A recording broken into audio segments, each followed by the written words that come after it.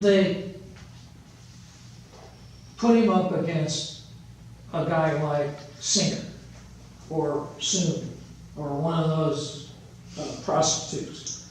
Okay, well, some guy on TV, I forget who it was, he said, well, let's think about this.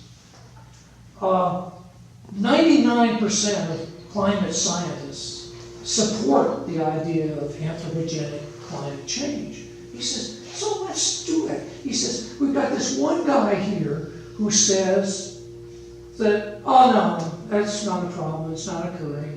And if it were occurring, humans wouldn't have anything to do with it. He says, let's be realistic. And then these 99 guys come in white coats, representing scientists, and they just mob this guy. And he says, now that's the way it ought to be. But the press doesn't, if you ever talk, how many of you have ever talked to a reporter? Okay. I know that there are knowledgeable reporters somewhere.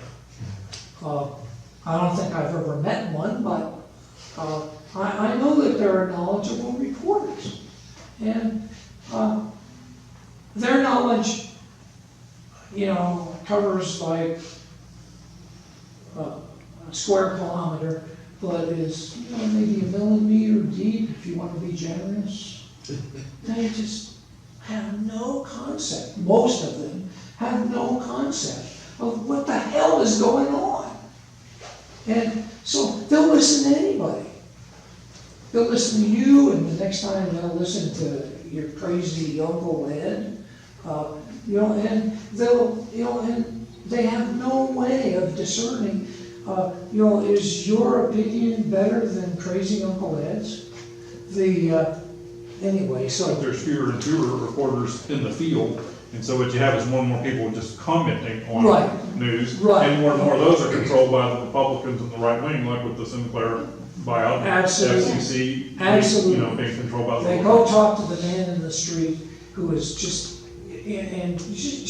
probability says that the guy that they stop in the street to comment on something is just as ignorant as dirt. Mm-hmm. Or soil, be fair to soil scientists. But he doesn't know anything. And if he wanted to know anything, he would have all these confusing stories that are put out by the corporations that are designed specifically to confuse him. And they're very successful.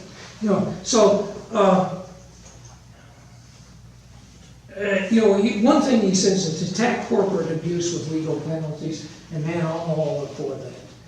If you could put the CEOs, if you could put the Koch brothers and the CEO of ExxonMobil and a few other guys in jail, it wouldn't have to be long, 6 months at a country club.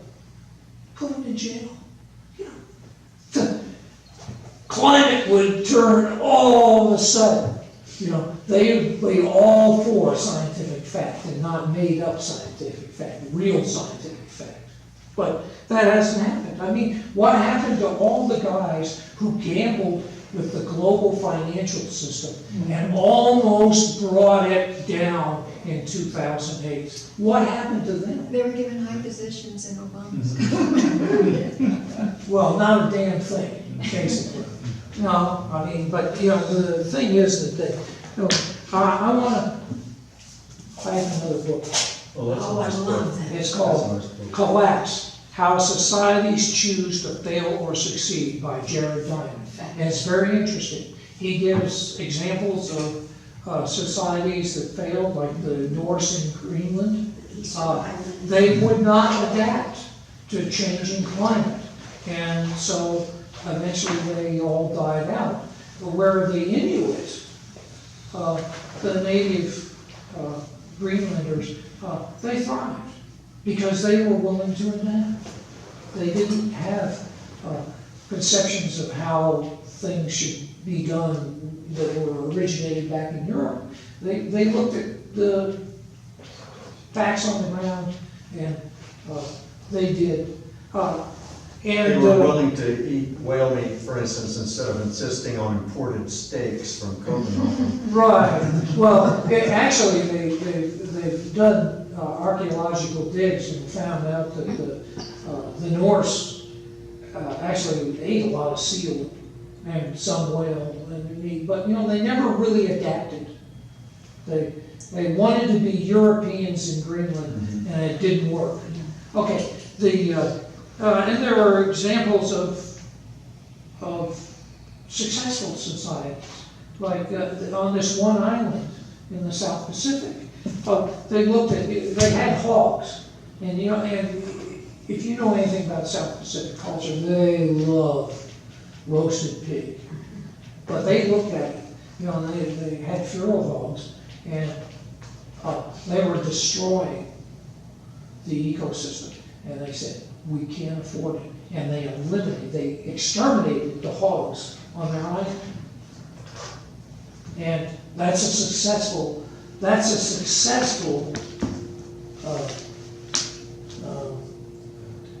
way of approaching change. He lists the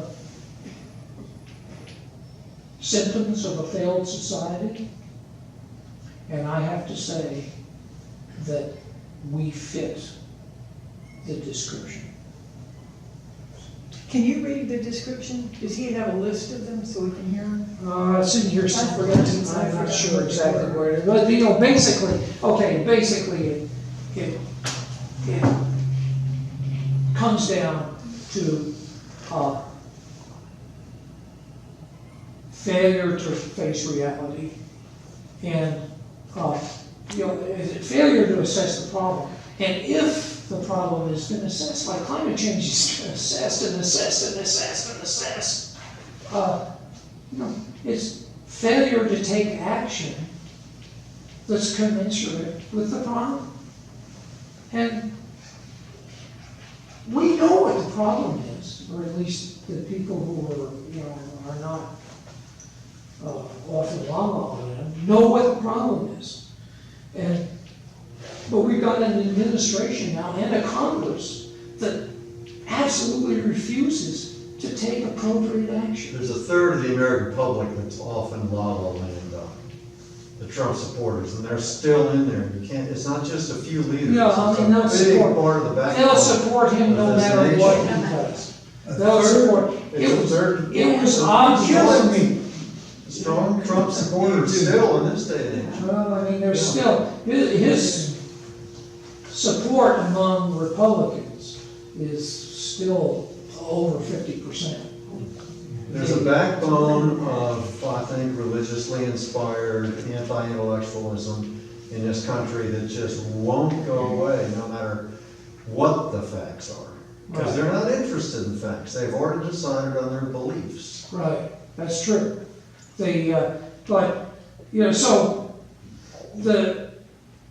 We're a society that we look like we're going to fail.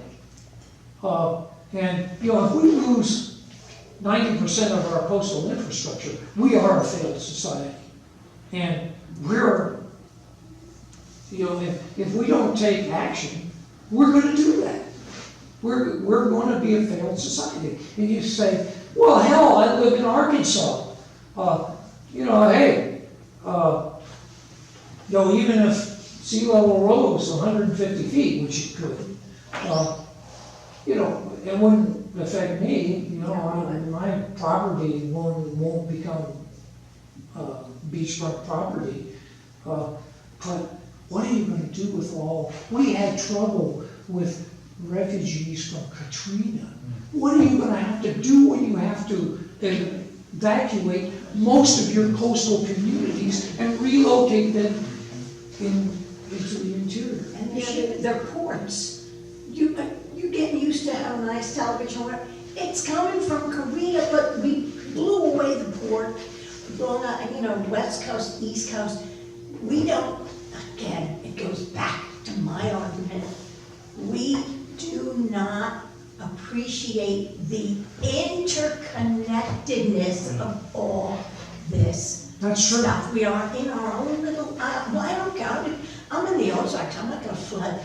Right. Yeah, all the trucking that's gonna stop because they can't get the stuff from the seaports to the trucks or trains.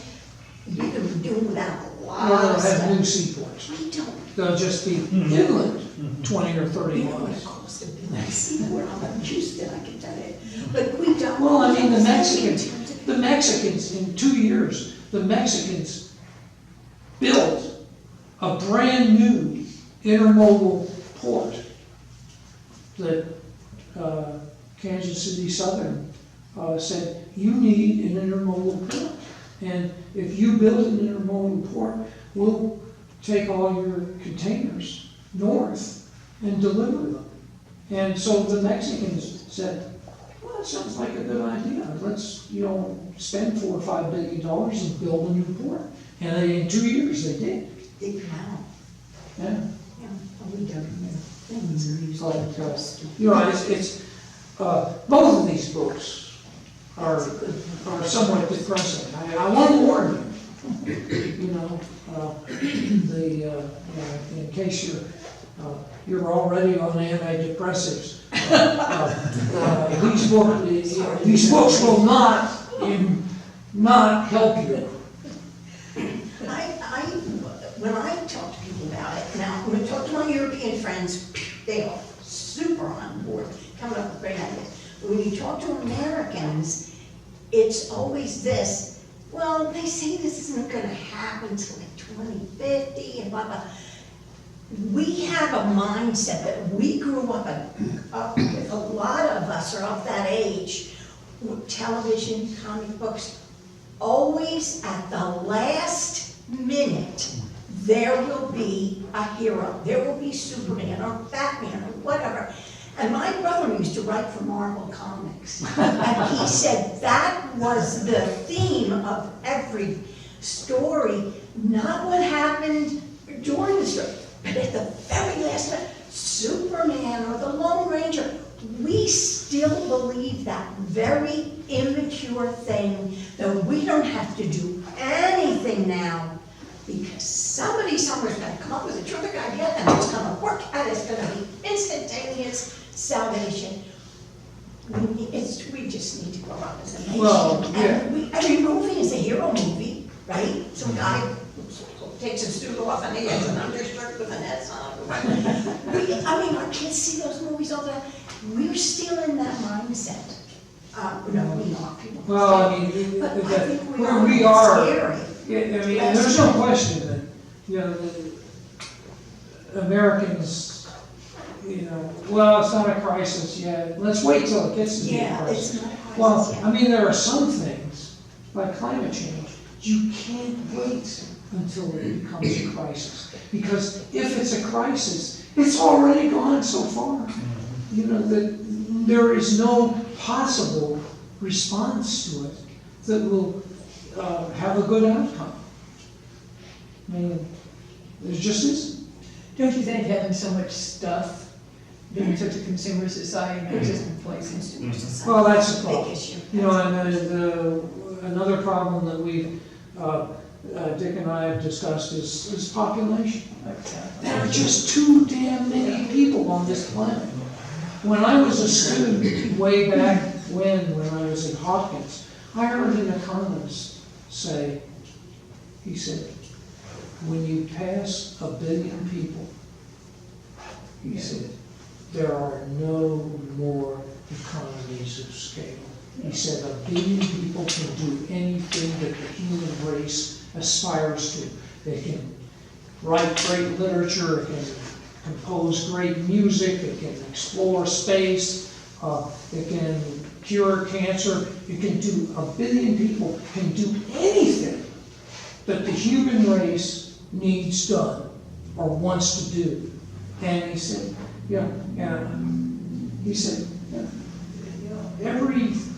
everything past 1 billion people is just excess. There was a good report that came out recently, it's discussed in Science Magazine this week, about birth control in China and its long-term effects. And it looks like the Chinese have already saved the world, they've already avoided about 400 million births. This population of the planet would be 400 million bigger than it is now if it wasn't for the one-child policy. And in the future, that figure is going to be about 1 billion. In other words, we're headed for 9, 10, 11 billion. The Chinese, with their one-child policy, which a lot of people don't like, and a lot of things about it I don't like, it has Because reduced it's coercive. that peak by 1 billion, and that is so critical. And they have saved so many lives and Well, the so much Europeans- chaos The remaining. Europeans are doing By the same reducing thing that with population. economics. And yet, I mean, there and are yet a number of religious European. people are objecting to this report, as a sociological report about overpopulation. Yeah, they are against human rights and that kind of thing. It impinges on their. That policy their has bubble pros of and reality. cons, and the pros way out. I mean, but the thing that gets me is the incredible contradictions. The religious right, we're against abortion, we know it's legal, but we're against it. And the next sentence they say, we're against contraception too. And against sexual Excuse me, education. what is the best? Thank you. What is the best So they defense create against more- unwanted pregnancy? It's not abortion, it's contraception. The main cause of abortion is unwanted pregnancy. Do you get that? It's a freaking, I'm sorry, I'm Planned Parenthood, and I get really upset about this stupid crap. But, I mean, they do not make that connection. There's something interfering, and it's the That's the the way religion, Americans- faith kind of thing. No offense, Dan. But we just can't get through that. And one of the things that pushes them through this is the very close connection that they made in the golden age. If you are successful, it is because the big guy loves you. And no, it is not. I can't, no. I mean, there have been a zillion books written about it, and it's absolutely true. Yeah. If you are successful, you are being blessed, so keep making more and more and more and more and more money, because it shows that you have the blessings of the big guy. We call it the wealth gospel or something. Yeah, and Prosperity. it's really prosperity. Prosperity gospel. gospel, yeah. And then there's the shock doctrine on the other side. We have all kinds of doctrines. How is the irony of Republicans being, or religious right being against abortion and birth control, but they don't mind sending an 18-year-old little boy off to war? That way they get killed. See the What That's does inconsistency it amazing. there? What do they say when you point out that America is the abortion leader in the world, and yet we're the most religious Religious of and all the industrialized. industrialized countries? And most warlike. Well, it's interesting. It's interesting, if you look at industrialized nations that aren't dominated by the Catholic Church, they all permit abortion. Now, there are usually some restrictions. My understanding is in Canada, there are no restrictions on abortion. You can get abortion anytime, anywhere, and the National Health Insurance pays for it. But I agree that, I read recently that abortion just became an issue, I believe, around the 50s. It wasn't like a big deal before then. And it's really because it is being used as a wedge or as an issue in order to pander to a particular group of people. And those people who listen to those particular news stories and that particular viewpoint are exactly who the Republicans want to influence, because they don't give a damn about abortion. I mean, if they want an abortion, like they just found this guy who was telling his mistress, yeah, it's an abortion, while he is totally against it publicly. So it's just something that's being used as an issue to control a particular group of people so that they will continue to support this particular group of people who wants to take them for everything they're worth. Can you spell hypocrite? You will excuse me, there's a memorial this afternoon I have to go to. Thanks, Dan. Folks, you all know that several of us are gonna stay afterwards to talk about the books we're gonna use in the next few months. So whoever would like to stay is welcome to do so once Malcolm is finished. I'm done. Thank you so much, Malcolm, it's been great. And to suggest your book collapse as well. I had to, the collapse was very interesting. I had to force myself to read this. It was so depressing. You know, and I used to think that, you know, when I was becoming a scientist, I used to think, well, these scientists, you know, they're a rational bunch. They do stuff, you know, and they look at issues and change their minds if, you know, if there's evidence that supports that. And then I got to know science. And that's true, I think, of a majority of them, but there are some of them that are real assholes. I mean, to use a euphemism. And you know, and what they do underhanded stuff, like steal ideas. I know a guy who had a graduate student, a doctoral student, who had data for his dissertation. And he came to this student and he says, oh, I've got this new guy in the lab. Would you let him look at your data? So to get an idea of what's going on. And so Richard let the guy, emailed him the data. And the next thing he knows, there's a publication out with that data.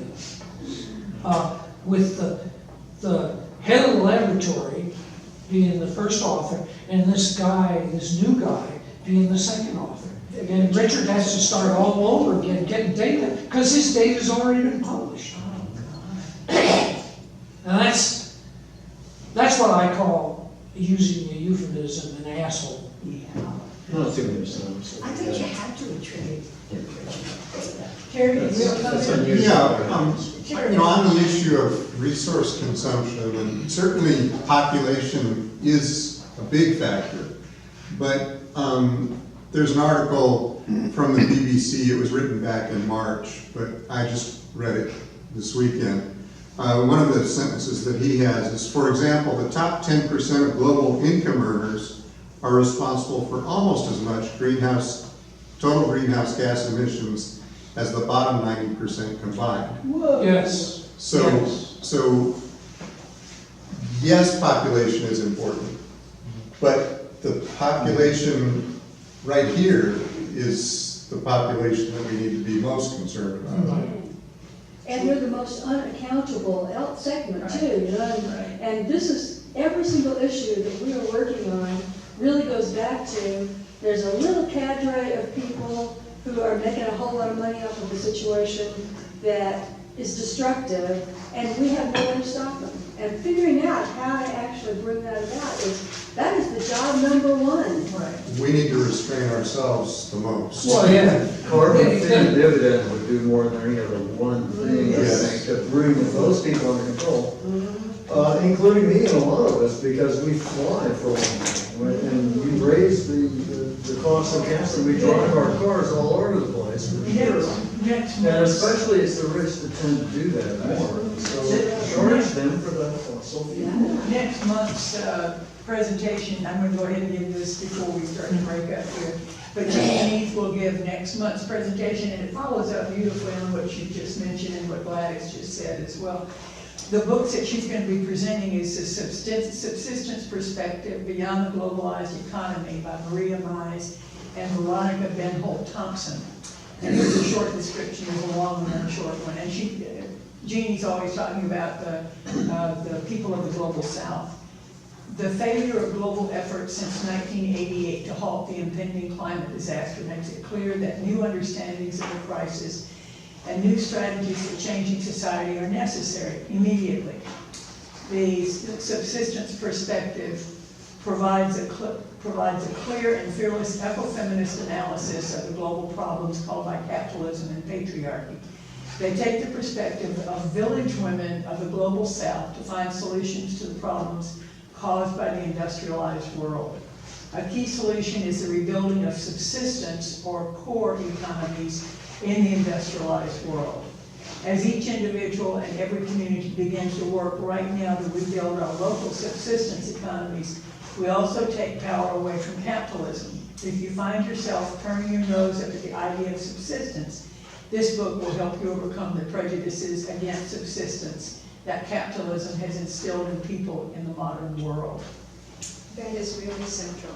I've been thinking this whole time that we have become so used to a lifestyle in which we have our own individual interests at heart and not the interests of the entire community. Not the village. Not the village. So you have village women who Yeah. do have the interests of the village at heart.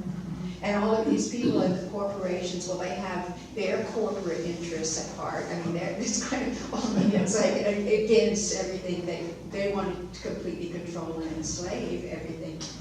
And I think a lot of the books that we are reading or things that we're being concerned with still maintain capitalism as a status quo. And I think we now, if Dick were here, he'd get in there right away to remind us that this is one of the major problems is capitalism.